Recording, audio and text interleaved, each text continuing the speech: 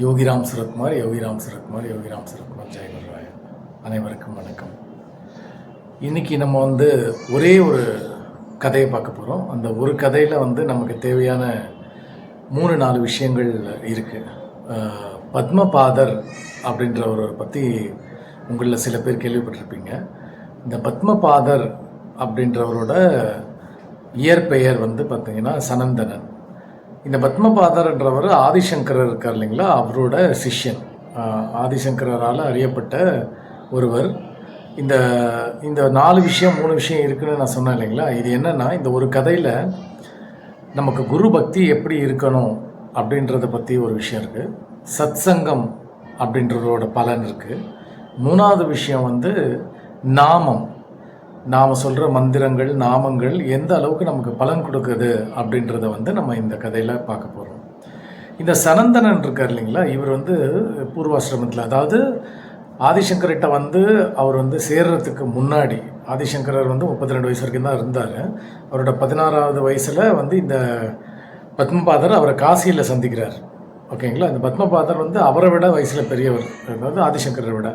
இவர் பூர்வாசிரமத்தில் இந்த பத்மபாதர் பார்த்திங்கன்னா நரசிம்ம மந்திரம் ஜபிப்பார்னா எத்தனை கோடி தடவை அவர் ஜபிச்சிருக்காருன்னு தெரியாது. அவருக்கு என்னென்னா போதுமான அளவை விட நம்ம ஜாஸ்தியாக நம்ம நரசிம்மரை நம்ம தியானம் பண்ணியிருக்கோம், அவரோட மந்திரத்தை சொல்லியிருக்கோம்.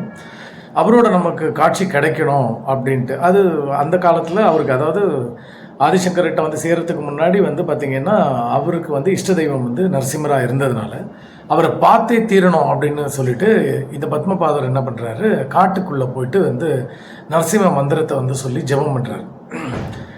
அதாவது அந்த காலத்தில் காட்டில் இருந்தால் கூட அந்த மனிதர்களுக்கு, காட்டுவாசிகளாக இருந்தாலும் சரி, யாராக இருந்தாலும் சரி, ஒரு சன்னியாசி, ஒரு பிராமணன் அப்படின்ட்டுக்குன்றான அந்த மரியாதையை அவங்க கொடுப்பாங்க.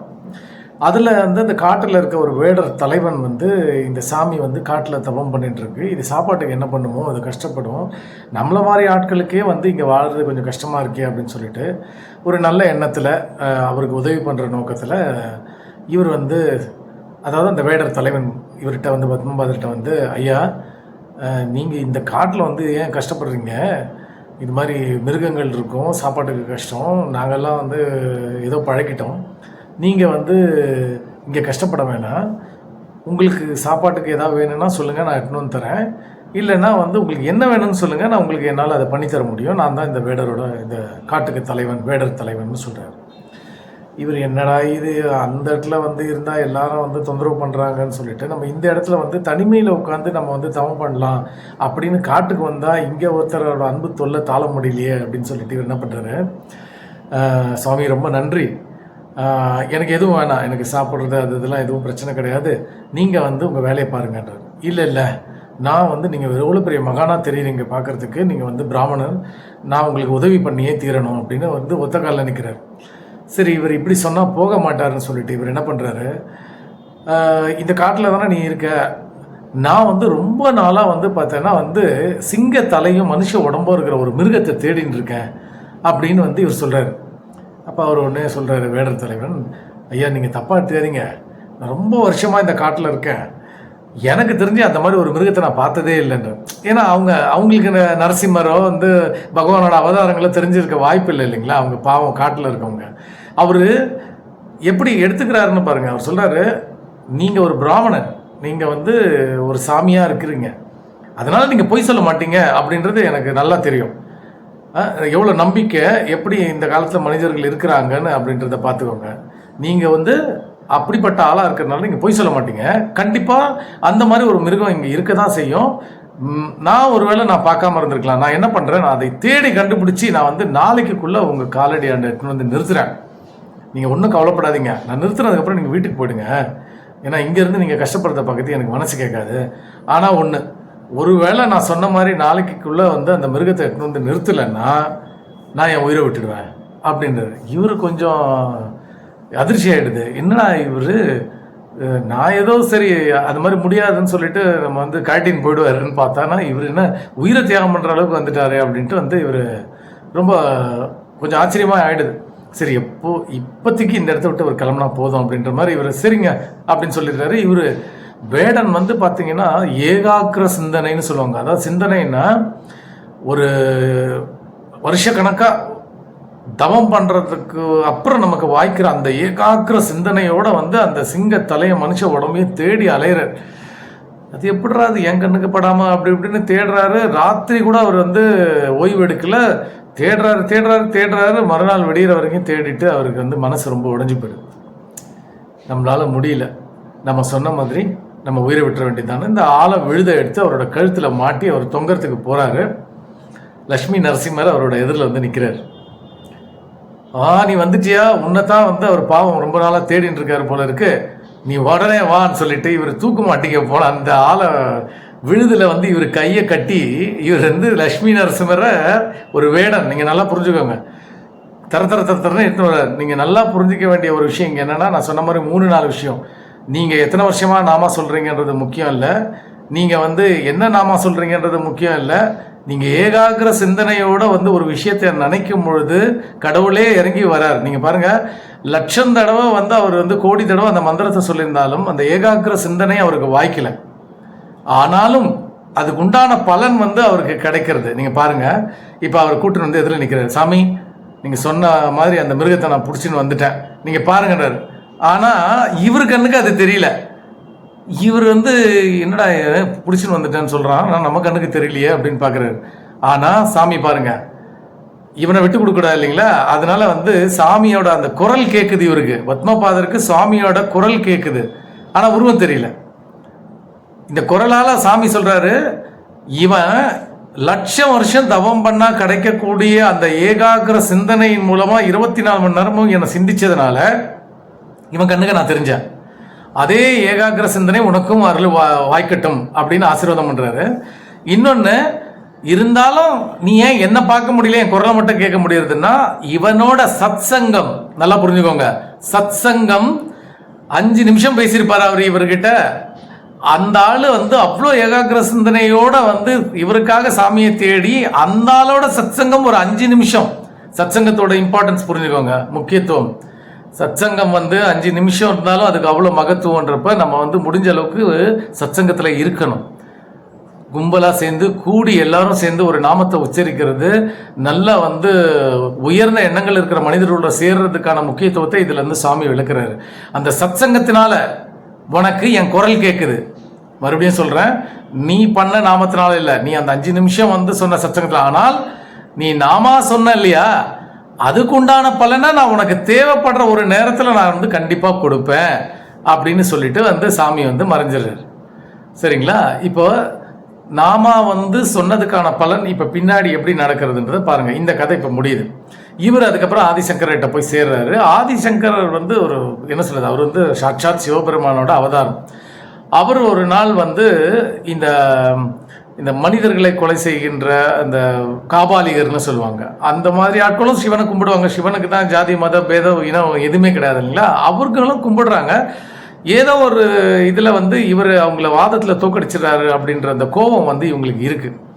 நீ இருந்தால் எங்களோட வந்து வழிபாட்டு முறைக்கு பிரச்சனை அப்படின்ட்டு அவங்க என்ன பண்ணுறாங்க, இவரை வந்து கொண்டுடணும், யாரை ஆதிசங்கரரை கொண்டுடணும் அப்படின்றதுனால என்ன பண்ணுறாங்க, ஆதிசங்கரரை கொல்றதுக்கு நேருக்கு நேரெல்லாம் நிற்க முடியாது இல்லைங்களா, என்ன இருந்தாலும் அவர் சாமி, சன்னியாசி, துறவி, ஞானி, ஏதோ ஒன்று. அதனால் இவங்க புத்திசாலித்தனமாக யோசித்து, நம்ம போயிட்டு வந்து அவர்கிட்ட சண்டைலாம் போட முடியாது, ஆனால் காலில் வந்துட்டோம்னா அவரே நமக்கு தேவையானதை பண்ணி கொடுத்துருவாருன்னு சொல்லிட்டு என்ன பண்ணுறாங்க, ஆதிசங்கர்கிட்ட இந்த வேடர்கள் தலைவர், காபாலிகர் தலைவன் வரான். இந்த காபாலிகர் தலைவன் வந்து சொல்கிறான், ஐயா எனக்கு சில விஷயங்கள் வந்து வாய்க்கணும் அப்படின்னா எனக்கு வந்து ஒரு மன்னனோட தலையையோ அல்லது ஒரு சன்னியாசியோட தலையையோ வந்து பலி கொடுக்கணும். அப்படி பலி கொடுத்தா எனக்கு வேண்டியது கிடைக்கும். நான் போய் ஒரு மன்னன் கிட்ட அவன் தலையை கொடுறான்னா என் தலையை எடுத்துருவான். நீங்கள் ஒரு சன்னியாசியாக இருக்கிறதுனால நீங்கள் ஞானி, அதனால் உங்ககிட்ட அந்த உதவியை கேட்கலான்னு வந்தேன் அப்படின்னோடனே ஆதிசங்கரர் பாருங்கள் 16-18 வயசு இருக்கும். அப்போ அவர் சொல்கிறாரு, ஐயா ஒரு மாடு செத்துதுன்னா அதோட தோல் உபயோகப்படுதுன்றாங்க, அப்புறம் எந்தெந்த மிருகம் செத்தாலும் வந்து ஒரு உபயோகம் இருக்குது, இந்த மனுஷன் செத்தா ஒரு உபயோகமும் கிடையாது, அதனால் என் தலையை எடுத்துக்கிறதுல எனக்கு ஒரு பிரச்சனையும் கிடையாது. ஆனால் ஒன்று நான் என் சிஷ்யர்கள்கிட்டலாம் சொல்லிடுறேன், அவங்க இந்த உடம்பு மேலே ரொம்ப பிரியமாக இருக்காங்க, அவங்ககிட்ட சொல்லிவிட்டு நான் ஒரு இடத்துக்கு தனியாக வரேன், நீங்கள் வந்து அந்த காட்டில் வந்து என்னோடய தலையை எடுத்துக்கலான்னு சொல்லிட்டு என்ன பண்ணுறாரு, இவர் அந்த காட்டுக்கு மறுநாள் தனியாக போகிறாரு. இவர் உட்காந்து தவம் பண்ணுறாரு. தவத்தில் இருக்கும்போது அவன் தலையை எடுத்துக்கிறதுக்கு வசதியாக இருக்கணும். ஆனால் இந்த காபாலிகன் வந்து அவரோட தலையை வெட்டுறதுக்காக வந்து பெரிய கத்திய அதை ஓங்கும் பொழுது இந்த பத்மபாதர் மேலே நரசிம்மர் இறங்கி நரசிம்மமூர்த்தி இறங்கி வந்து எப்படி பிரகலாத வயிற்றை வந்து கீழ்ச்சி போட்டாரோ அந்த மாதிரி இந்த காபாலிகர் தலைவனோட வயிற்றை கீழ்ச்சி போட்டுறாரு.